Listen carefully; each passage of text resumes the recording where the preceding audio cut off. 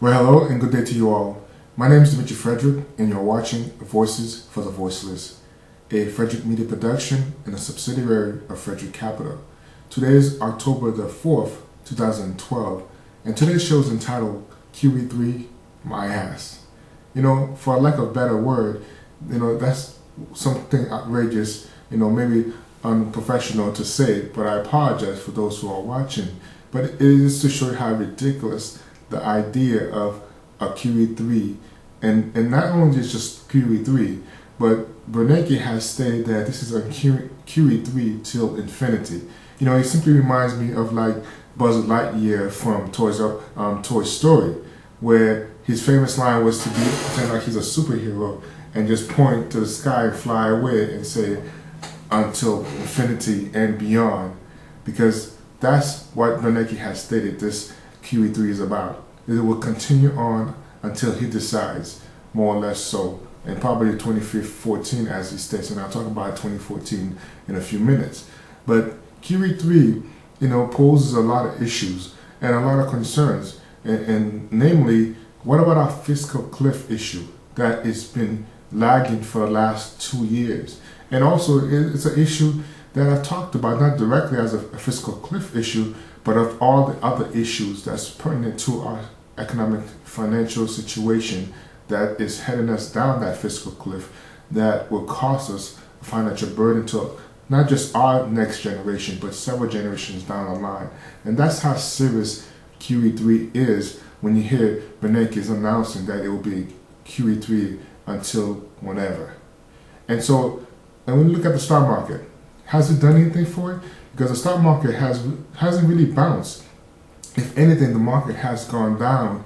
And when you tell people that you're going to keep, adding breaks, benefits to the big banks, the big businesses, and as QE3 is related to the mortgage industry, which doesn't make no sense because our government is not determining the financial status of its financial stability of it by just our real estate industry. There's a lot to it than just that. So just to provide, again, a safe haven, another loophole for big corporations to mess up 2008 and cause our instability today, and now you're still going to bail them out in 2012, 2014, up to that point. It really doesn't make sense. And you watch the next coming 3 months or so as the market really goes down. One of the things that studies have shown that during the election period, the market tends to rally, and it sometimes depends on the president to come. So most likely you could say if it's Romney elected president, most likely the stock market might climb higher. But in reality, what is the substance that the stock market has to go on? And really, it doesn't have anything to go on, because when you tell someone, "Hey, I'll just keep pay you out," what's the effort for us to really fix any problems? What's the effort to help stabilize the economy when you know that, hey, we just keep continuing on? It's almost like kicking the can down the road further on with no stability in sight, and knowing that you're going to continue, keep giving, stimulus. Well, that stimulus has proven that it doesn't work. You've done 2 stimulus before, and now you're heading to a 3rd one, and now saying 4th, 5th, 6th, and whenever. So that brings me to the S&P. Last year, around August actually, the S&P, Standard & Poor's, have downgraded our AAA rating to a double A rating. Now, furthermore, we're looking at Moody's. As of the last few weeks, Moody's has talked about the possibility of actually downgrading the double A rating that we have to even a single A rating. Now, if you could say, added another problem to the fiscal cliff, here it is. How bad does it look for us to continue to be downgraded? But you know what? As a business person, you cannot say stop it or let's hold off, because the reality is what it is. If we are as bad, just like if you have bad debt, you can't keep buying more credit cards or applying for more credit cards on top of credit cards to say, yeah, let's keep trying to solve that by creating that solution, because it's not really a solution. Switching one debt to another credit card doesn't solve our problem. Just like doing the same thing and continue easing with QE3s, QE4s, what have you, doesn't solve our economic issues as a whole. So Moody's has the right and should not be, looked bad upon for considering and talking about the possibility of decreasing America's AAA rating to even a single A rating, because that is the reality of it. And they wouldn't be doing their job, first of all, if they didn't actually say and do it, just like the S&P did it. A lot of people badmouthed the S&P and thought it was un-American for us to do so. Well, you know what? It is what it is. And we need to respect people doing the job and doing it right, instead of lying about the reality and facing it head on and actually coming up with some solutions. So what about that 2014? Well, Bernanke said, up to 2014. I thought that was very interesting that he would continue to talk about doing all this easing, all these QEs, I should say, quantitative easings further down the line up to 2014. And 2014, if you understand all the things I've been talking about on my show for the last 2 years or so, almost 2 years now, that 2014 is really at the cusp of where we will be looking at as 2015 comes near, that we have a serious problem. And the serious problem I've been talking about for a long time is the baby boomers, because the baby boomer situation is real and it cannot be avoided. Because by 2015, folks, the largest majority, which is about 73 million baby boomers, will be retiring. So when you talk about having, infinity and beyond easing, guess what? When you hit 2015, is that another solution? Is that really the answer? And obviously it is not. So we will really be facing the real issues, I call the big elephants, sitting in there in HR's offices, as I call it in my book, because all these people who have been dependent, who's worked 30 to 40, 50 years maybe on pensions, on 401ks that's been promised to have this retirement money come in. It is time to pay up, government, America. So with all the easing that's going on, really, how much is your net worth? How much is your bank account worth? And that brings me to the fool's gold. Fool's gold is what I call this whole idea that our goal, as QE3 was mentioned by Bernanke, as soon as that's mentioned, guess what? Gold start rising up. Well, it's really fool's gold from my standpoint, because I have a show that I've already prepared and I'm planning to do that in the near future that really talks about why it is called fool's gold, why I consider it to be fool's gold. Because look at this. Our currency is becoming more or less like a junk bond than anything else. It is bad for people planning on getting reimbursed in the near future, because there's that exchange and belief in the system that we could pay back the debt. So we take our bonds and issue that for people to buy, big businesses, big corporations, big wealthy investors to do so. The government cannot really pay it off. That's the reality. That's the thing that we don't talk about, because if anything, we will be default and declare bankruptcy like most businesses do. Well, then again, most businesses are not the government. It's not a country. So I guess we'll just continue printing money into infinity and beyond as well. But again, does that really answer our long-term issues? And what are we going to do about this fiscal cliff that's coming our way?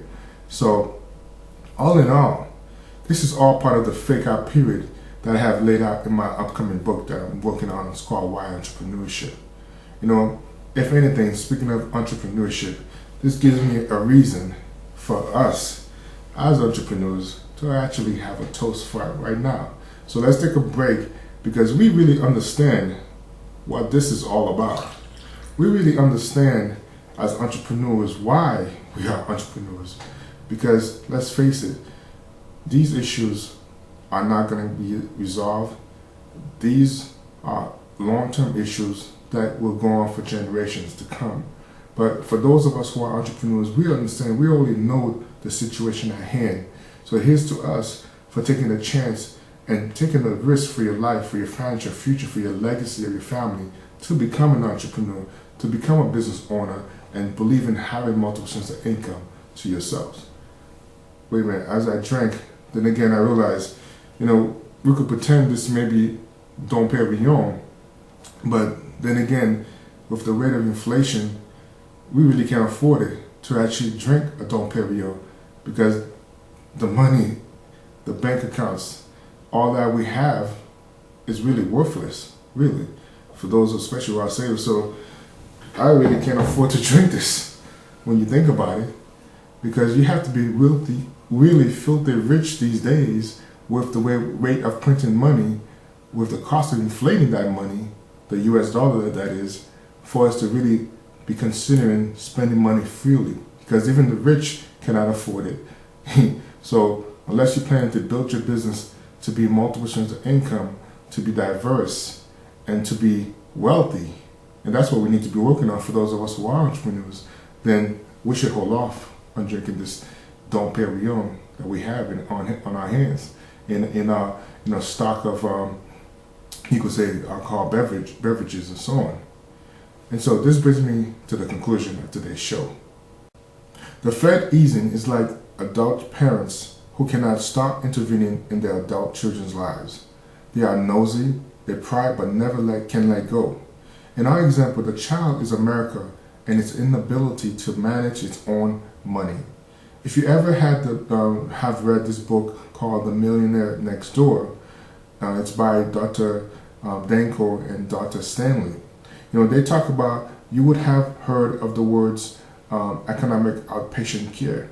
And in that book, they really talk about the problem with adult kids, and we're talking about adults, we're talking about in the 40s or 50s and so on, who have affluent parents who's very successful, who are business owners, but those parents didn't teach their kids to be entrepreneurs like them.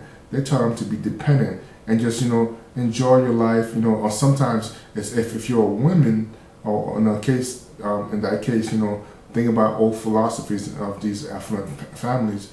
They don't believe in their daughters necessarily being businesswomen or so on. Sometimes they just wanted the daughters to marry someone who's wealthy, well off, maybe even a doctor per se, or a lawyer, and just enjoy by giving grandkids and just enjoy the social life, have a good time with their life, and they will provide the necessities. And then there's the cases, of course, some of those children of these affluent families who refute that and want to have their own life, their own careers, and so on. So economic outpatient care really looks at the issues of what happened to these generation of kids who are so dependent on a parent to provide them the financial means for stability, to live up to the Joneses per se, of having the same kind of income lifestyle, but not having the work ethic at the same time.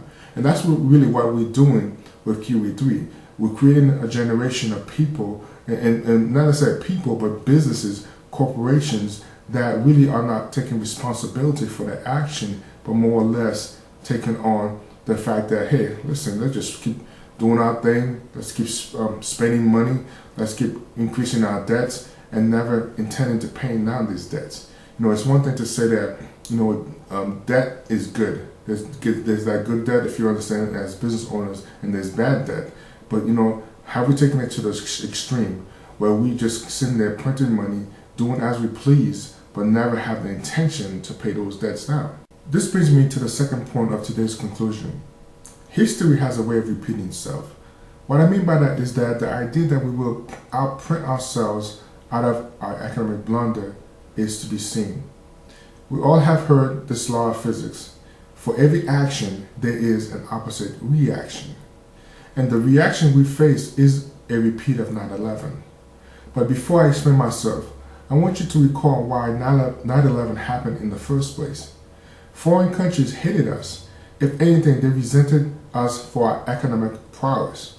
America was at the peak of an economic boom, but in order for us to thrive, someone else have to be oppressed. That's just the reality of it. And mainly what I'm talking about is overseas, the Middle East.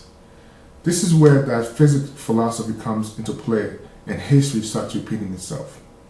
While we may control the balance of power with our currency, printing our way out can prove to be deadly once again, as terrorists lay dormant, watching what is happening on our soil, and other countries in the Middle East are fueled by their anger and our further actions to restart our own economy by printing the money. It is one thing to feel sorry for countries like Spain and Greece who are facing a financial mess overseas, but another thing when these countries are watching us just keep printing paper to solve, if not pretend to solve, our own financial cliffhanger / debacle in less than 3 years from now. The recent riots and revolts taking place overseas may prove to be the never-ending war on terrorism that will prevent our troops from coming home and the end to a 14-year war. As 2015 lingers, is right around the corner, the war on terrorism will prove to be the least of our worries, as America will find itself over that fiscal cliff simply because we will have outspent ourselves to the brink of self-destruction, if not a third world war. And I say that because of Iran and the unrest in the Middle East. If this continues on past 2020, my prediction is that my last statement will indeed prove to be true. I say all that to say this. America, we need to be very careful about what we do with our foreign policies within the next few years, because we cannot print our way out of crisis after crisis, as Bernanke stated, until infinity. As this show airs today, we are 3 months from either electing a new president or keeping the incumbent President Obama into office. History has shown us from World War II, when you are a world superpower or a contender, the enemy will be waiting for us when you are weak to attack from both sides. To be clear, the both sides that I am speaking of is this: the Middle East and the Middle Eastern rebels and the Taliban, with the support of Iran, who undeniably has the capability to build nuclear weapons. It was recently confirmed 2 weeks ago that they indeed have the means to do so. So it's not a question of do they or do they not, it's just that they do have it. And other predictions say by next summer, they'll probably be in the phase of testing those nuclear weapons. So, this brings me to a special note that I want to talk about to you who are watching the show. Because, after I reflect on, the script that I wrote for the show, it really bothered me. Look at the possibilities of things to come, because I'm a visionary and I really look at all the, dots and I's, you could say, as things start to line up, and you could start predicting really, if you look at history, what's to come in the near future. So folks, I don't write shows like this to instigate propaganda or say stuff like this because I have ill will against the only country that I have known.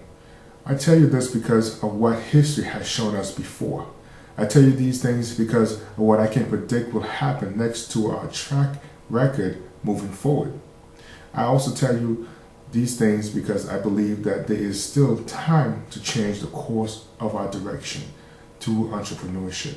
And that's why I'm a big believer in entrepreneurship, and we have the ability to solve our problems through entrepreneurship. And not necessarily print our way out, but build our infrastructure again. So remember that. The choice has always been ours to change. Thank you. I am Dimitri Frederick, signing off. And you've been watching Voices for the Voiceless. As always, hope you have been enlightened, empowered, and definitely have been educated. Take care, and God bless.